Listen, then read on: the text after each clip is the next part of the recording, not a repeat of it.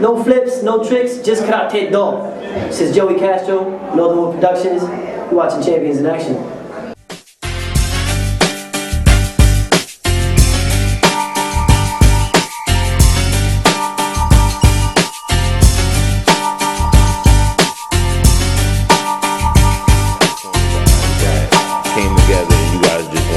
Yeah, we actually had a sponsor. The humbling thing about that is our sponsor was Mike Bashi, who owned a mechanic shop. He was a mechanic, and he just loved the sport.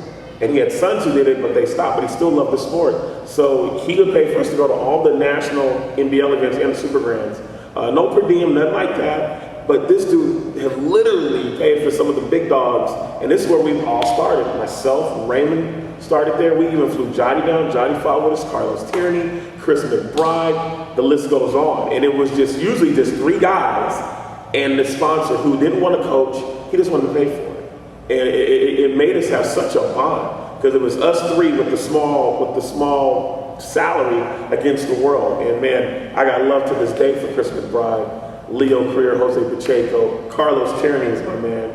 And then even a year me and Ray got down. When Ray first came out, BAB put him on. So I've always been loyal, love Mike Bashi.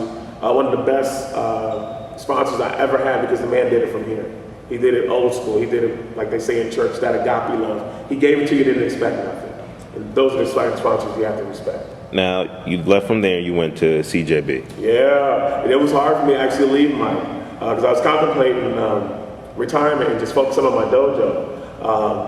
And we went to Vegas, and I saw Trev and I saw Jay, and actually we ended up fighting them like the year before, a couple months before in the Super Grands. We lost the overall title to them, and I was just like, man, these young cats ain't no joke. I love the cohesiveness. I love Mike Conroy's spirit. I love the chemistry of the team. Now I wanted to do some NASCAR. I said before I go, I want to do some more NASCAR. It's so hard for the guys in the West to get to the East.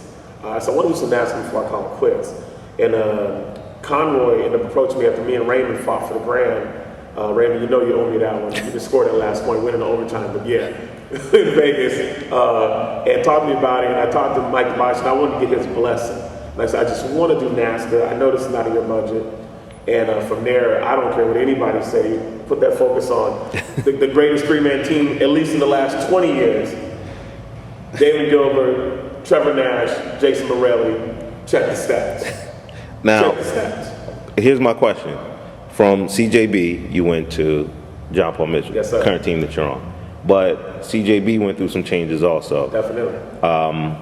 Basically, all the name changes from the Usarus to the full circle now. My question is, why didn't you stay with Mike Conroy? Good question. When Spencer, who's another one of the best sponsors I ever fought for, when Spencer shut the team down in 2004 after the Diamonds, we were all free agents. Me and Mike had a long discussion, and we were all in limbo. We didn't know where we were going to go. There was no guarantee that we were going to have a team. There was no roster. None of that was even in the works. I was definitely loyal to Mike. But when we had no sponsorship, my dream as a kid was always to be on Paul Mitchell. And the first team I saw in NASCAR when I came as a brown belt at 90 was the Paul Mitchell team, and they was off the hook. And that was always my dream. And actually back in like 94, I think I got close to getting on because Richard Plowman was putting in the word in for me, Gabe Renaga, and Richie Barfield was just, yo, we telling these guys in his meetings, there's a kid from Cali that they don't see, but you should get on. Lo and behold, I don't think I got to the East Coast enough for them to see me, and it didn't happen. So when I got the call from Steve when I was a free agent, I said, oh, I'm gonna do this. And you know, it was one of those things my dad wanted me to do because he took me to Atlanta to see the next level for a reason. It was sort of a fulfillment for me as a fighter to get on that team and to earn my spot the old school way. And if you ask me, I overly earned it because I could have been on that team credibility-wise in the mid-90s. But if you look at the list of that team, it's very hard for West Coast guys to get on Paul Mitchell because financially it's hard to get in a position where they can see you on the East. Okay. So the only other guy before me was Richard Barfield. He was the only other West Coast fighter. You know, so I take great pride in that. And then Ray, of course, and then myself. So, how much of a hands-on role do you play with Paul Mitchell as far as their pickups, the people that get dropped? We know you said you're now being used in a coaching capacity. Right. So how much of a role do you play as far as people getting picked up? Good question. Actually, big. I'm like, for me, it's like an apprenticeship with Don. I'm trying to get as much for as long as I can. Better I question. can be an assistant the next 10 years. Better question. So now Don Rodriguez decides to retire. Does Damon Gilbert step up and take his spot? Definitely. That's already in place. So If Don ever stepped away, he's training me and giving me the insight on how to run the team. Okay. So now we saw Ross Levine. Right. Recently he became a free agent. Right. Why didn't Paul Mitchell actively, or I don't know, did you guys actively try to pick up Ross Levine? You know, I was always leery about Ross as far as what he would do because my good friend is Johnny Tench. Johnny knows I love and respect him. And I know how Johnny feels about the separation of Paul Mitchell. And knowing that Johnny is Ross's instructor in Kumite, I always knew it would be a hard sell. So we never went after Ross like that. We definitely threw some fillers out there to see what his mindset was at. But knowing that this game is checkers and it's not chess, I already knew that he respects his mentor a lot, as he should. And if your mentor ain't going to approve of it, it really ain't going to happen. So we didn't throw the red carpet out and start dancing and have him come to Paul Mitchell parade for Ross. But, you know, Ross is a fantastic talent. Anybody in their right mind would want Ross Levine right now. He's a fantastic talent. Now, without giving away your secrets, are there any other young fighters that you guys are looking at? See, that's the key right there. With the level of the game now, back in the day, to get on quality teams, you actually had to do it like Ross is doing now. You had to be on stage winning overalls, or at least on stage against the guy winning or losing overall. The game's changed. The full circles. Everybody has said, yo, I'm going to pick up people before they mature in. And what's happening is you're not picking up the best guys no more. You're sort of picking up the best potential. Okay. So for Paul Mitchell for years, it wasn't about potential. It was you as the big dog on campus. So we are in that mindset now where we have to do what everybody else is doing because the sport's changed.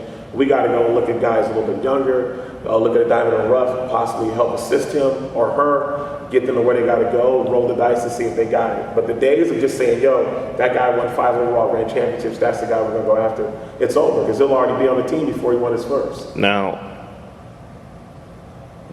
you guys were an elite team, not to take anything away from Team Elite, but right. You guys were an elite squad. Your fighters were known for automatically going to make it to the stage. Sure. We're not seeing that anymore with your fighters. So do you feel like your fighters have kind of made the team and slacked off? We're not seeing Alex Lane as much. Right. We're not seeing, Travis Plowden. We don't know what his role is with you guys, but we're Travis not. Is working. He bought his money. There's nothing wrong with that. There's nothing wrong with that. But what exactly is the role now, or what you as the coach? What are you planning on doing to change that, or do you see yourself becoming like the Clippers of sport karate for a little while? Then you guys are going to pick up some big names? Never. That's a good question. I think it's a fair commentary. Being on the other side of the camera myself, that's a fair commentary. No, I would definitely stay for what I expect from the team, and I know what Don and Steve expect from the team. We haven't performed what we want to consistently. With that said, anybody who doesn't change things and think that change is going to occur, that's insanity. So guess what? Change is going to occur, whether it's your work ethic, whether it's your determination, or whether it's a roster. But change is going to occur. The one thing that you can guarantee with me, and here's my little 5-second commercial to somebody that wants to have a legitimate sponsor, somebody that wants to have a team that's going to pay for you to go all around the world. All you got to do is bust your butt and give 100% and represent the brand and give all you got and be humble. Is this: when you see me, you know I'm about winning. I'm going to push. I'm going to do my best. I'm going to give anybody on my team all I got. Why? Because I love this sport. I've given my body to this sport, my heart, my soul, everything to the sport, and that's what I do with my players. So what's going to happen is this: we are going to stay who we are. We are Paul Mitchell. We are black and white. We are proud. We're just going to add some pieces. And some of the old pieces are going to get shined up and get refined. I guarantee you will see Alex Lane doing what he used to do. I guarantee you. The kid's still young. He has tremendous talent. Alex Lane won more in 2 or 3 years than most of these dudes on the circuit have in 10. Period. So guess what? That's not a physical issue. That's mental. And we're working on that. And Alex knows that. So I'm a coach, an assistant coach, that don't ignore deficiencies. We want to work on being progressive and being good. Now with Richard Cloud having a team, that excites me as a competitor.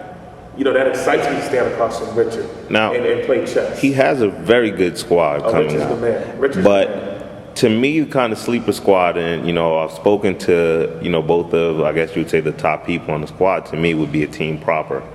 Those guys are, they're coming to me. They're nipping at your heels. You gonna put proper in the same sentence as us? Listen, Proper? they have. No disrespect to proper, but let's be factual. I can honestly say I'm an NBL legend. You look at my resume. Well, we're not talking about Damon Gilbert. I won everything NBL, and I can tell you. We're talking about your current squad. After 02, the NBL have lost a lot of credibility because a lot of the dinosaurs who helped create that sport, we don't go back.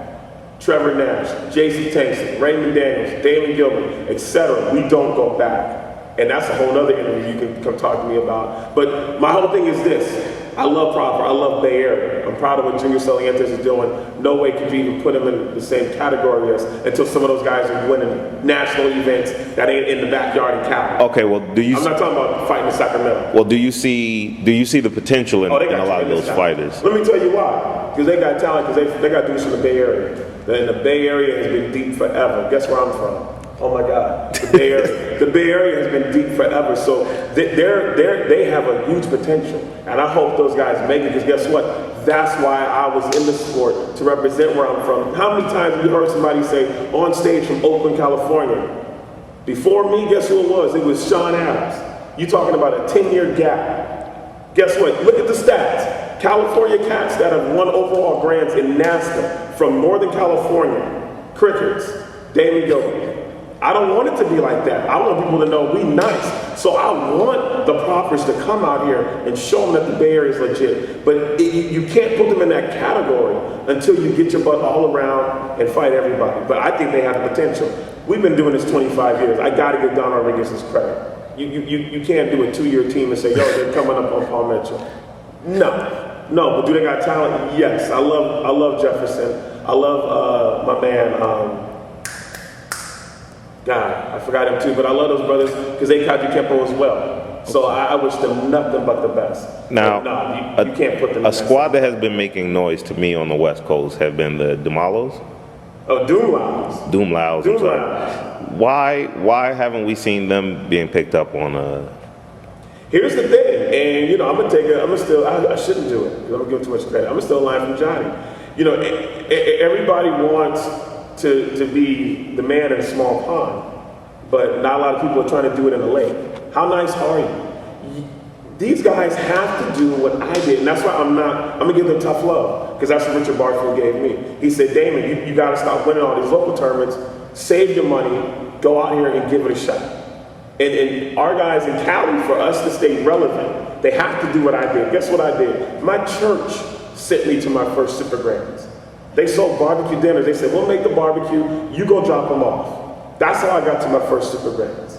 You know what I'm saying? These guys, they got to hustle to get out here.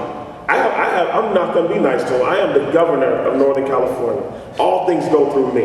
And these guys, to keep us relevant, they have to do that. And I hope they do. They got to be hungry, man. I sold dinners, dropped off candies, did car washes to go to tournaments. That's why I'm humbled by any sponsorship that I ever had in this sport.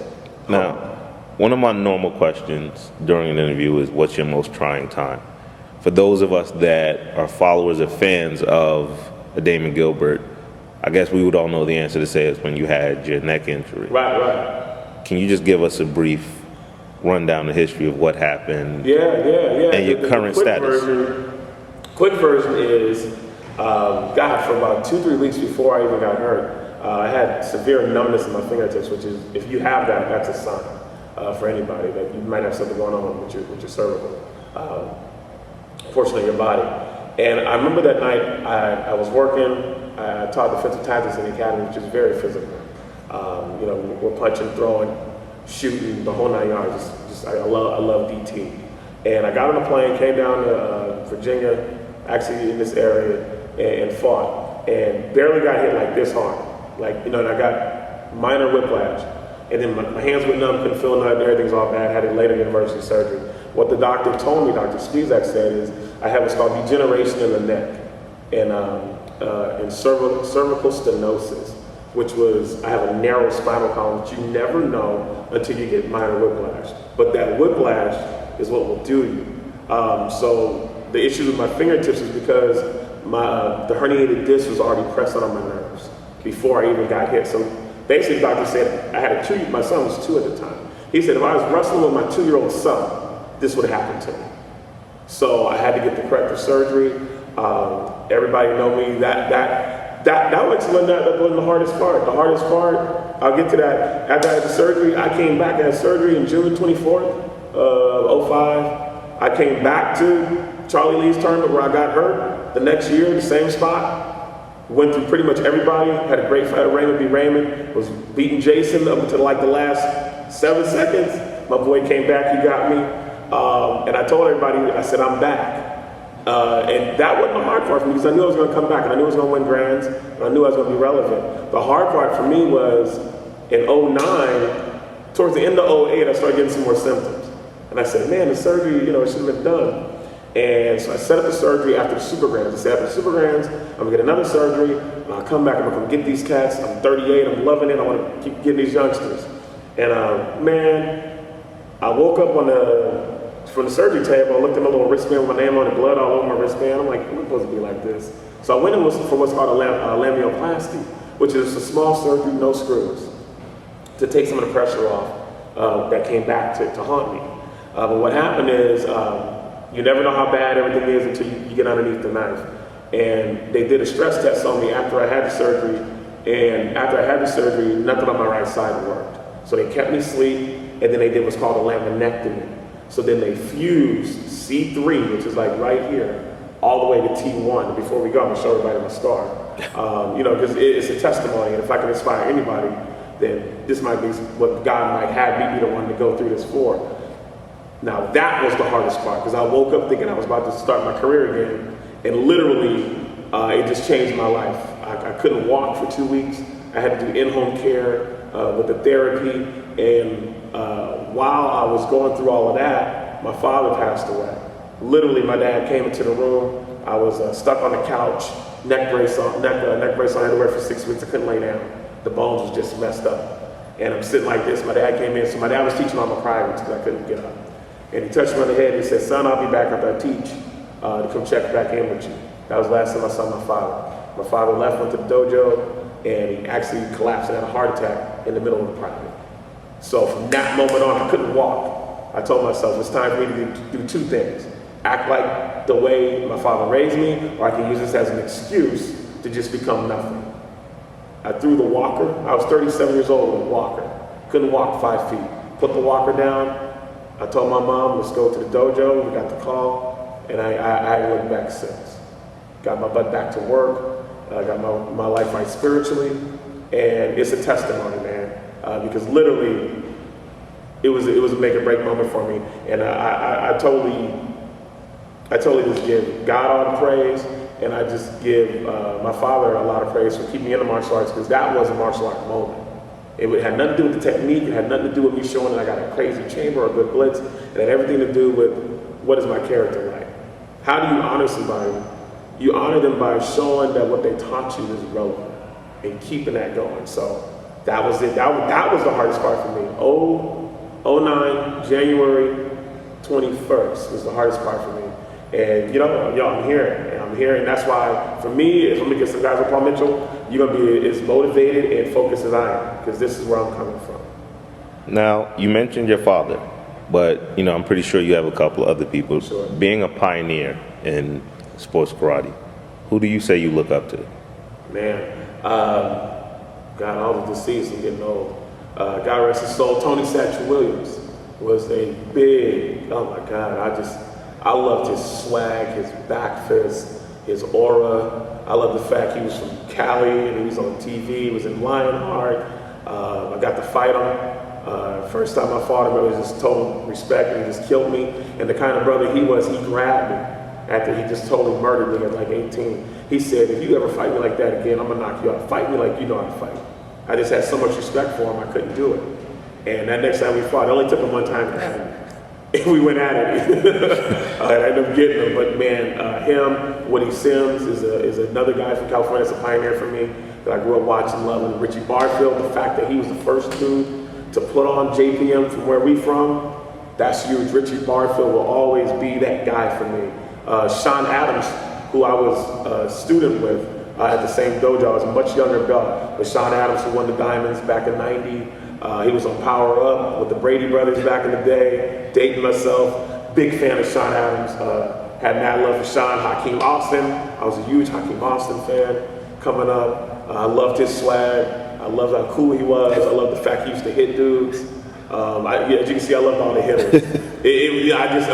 I loved everything. Pedro, the early Paul Mitchell teams, I was a big fan of. Man, I could go on and on about all these guys. Howard Jackson, talking about true old school cats. I loved Howard Jackson coming up as a kid. I love Steve Sanders, Steve Muhammad from the Black Karate Federation. I was a huge fan of his.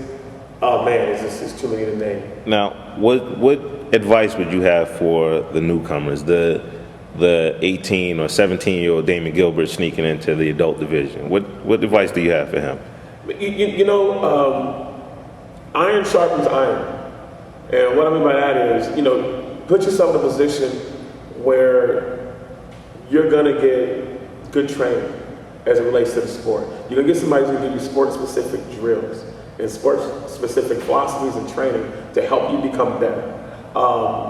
Don't be scared of constructive criticism. The best coaches I had are the guys that was most critical of me because they wouldn't let me get away with it. My dad was on me. You wouldn't even know he was my dad. You just thought he was some psycho dude that didn't like me, But it got me to where, it pushed me. It took me to where I could lift my head up and say, yo, I had a nice little run here. To do this 3 different decades, 2 decades as a black belt, and be one of the few cats, put this on tape, few cats to win multiple overall grants in NBL and NASCAR. Not a lot of dudes can say that. I'm gonna pull a couple fingers out right now. I think Raymond, I think Jay, Trev.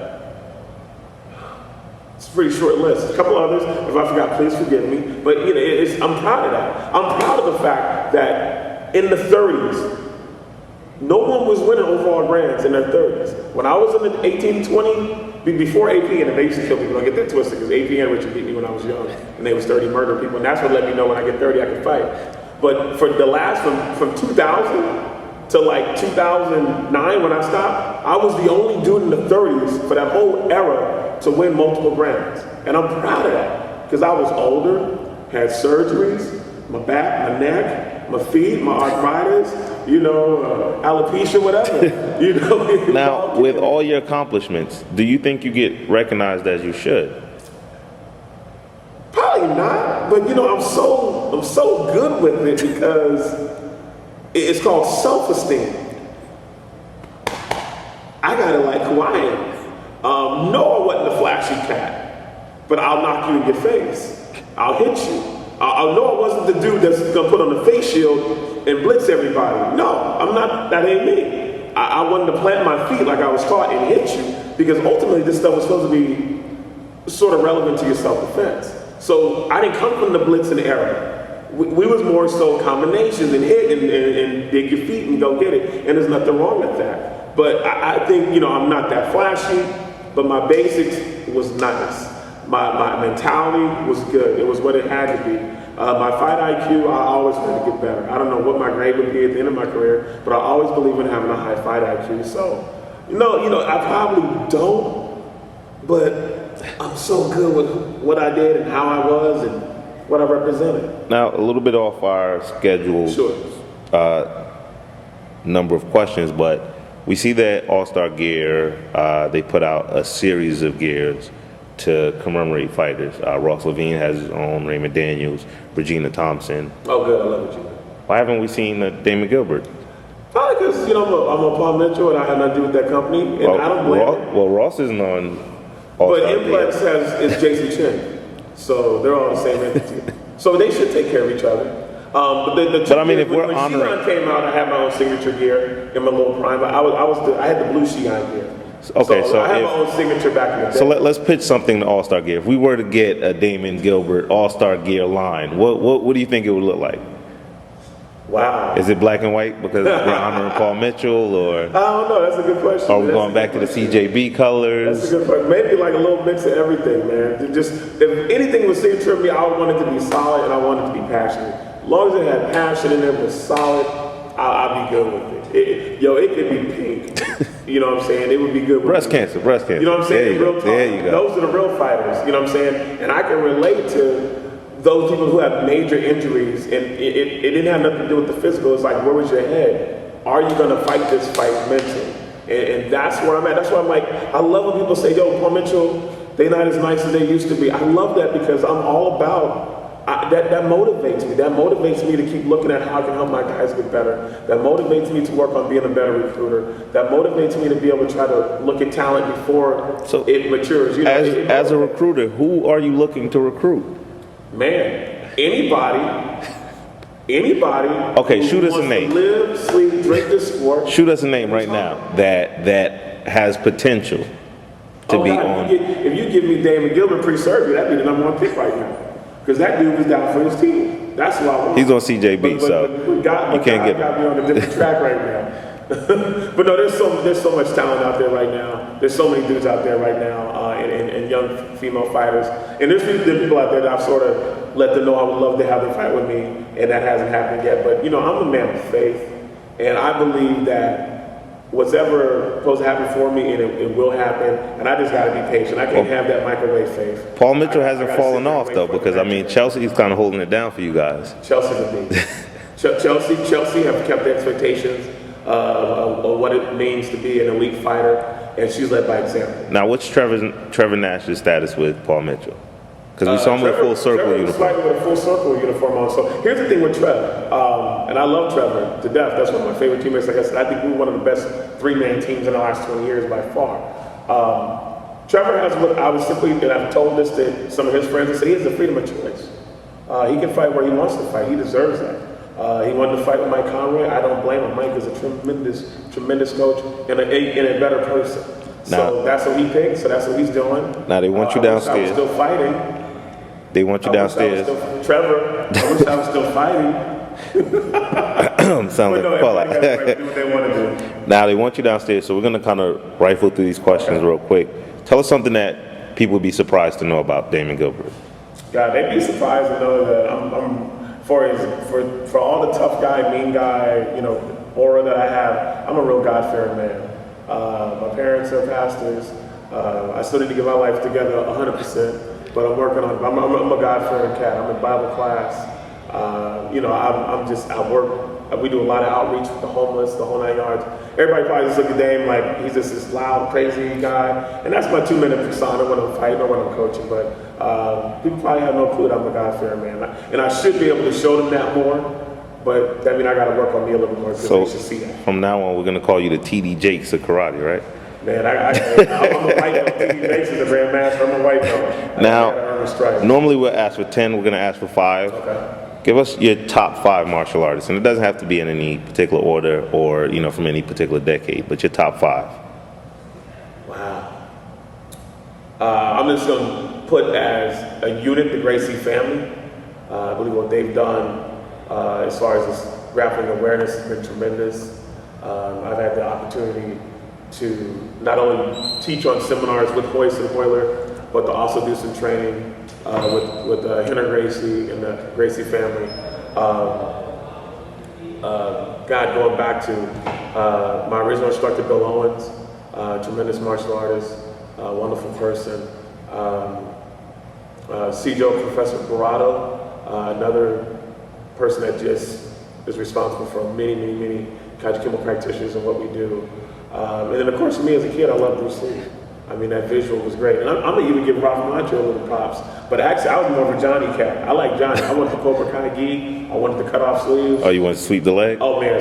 Sweep the leg all day long. Now, in your dojo, what's a must-have for you? Some people need music. Some people need other people around them. What's a must-have for Damon? For me, it's energy. When you come into the dojo, I need energy. That's it. Just bring a level of energy, and it becomes addictive. And I've never drunk. I never smoked a cigarette, none of that stuff. My high is the energy that I get from martial arts. Now, other than the courtesy of stepping on the floor, what's the first and the last thing that you do when you come into the dojo, or when you're leaving? Yeah, you know, for me, is every time I step on the dojo, I reflect on all the stuff my father's taught me. And that sort of changed, because when he was here, I took it for granted that I was going to see him every day. That's my instructor, that's my pops. I'm going to get my privates in. And for me now, you know, after I do that courtesy, I actually just reflect and take a deep breath and say, I hope I can affect my students' lives like my father did mine. And the same thing when I'm walking out. And our last question for you is your belt, your certificate, or your uniform? Which one would be the most important? Certificate. Because once that person that has the authority puts their signature there, the pen is mightier than anything. Once my grandmaster signs a certificate and says, hey, you've made it to the rank of what have you, that means a lot to me, because it's so much honor in that signature. And I know that signature ain't coming without me knowing what I'm supposed to know. So the certification would be huge.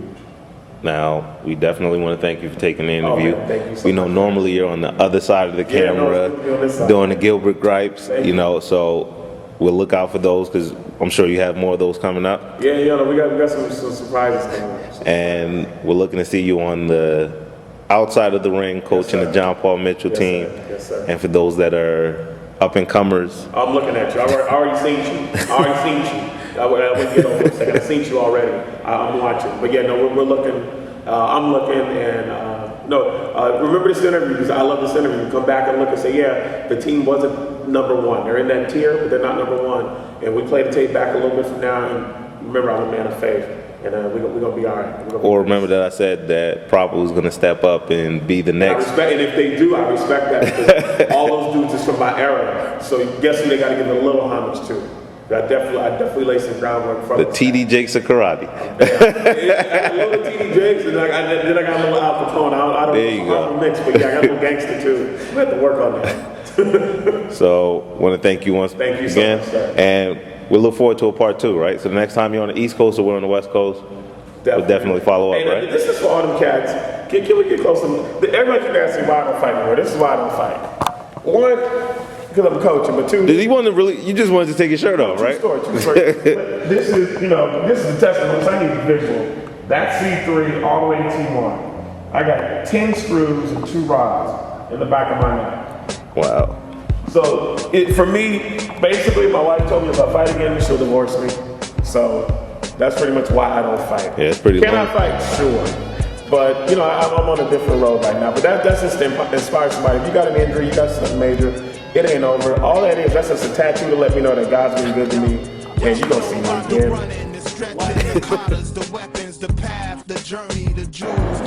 I'm Grandmaster Dennis Brown, and you're watching Champions in Action. And the breaks, the sprains, the trial and error, the ranks and belts, the spiritual growth, the science of breath, the tests, the techniques, the forms, the stances, the flow, the rhythm, the internal.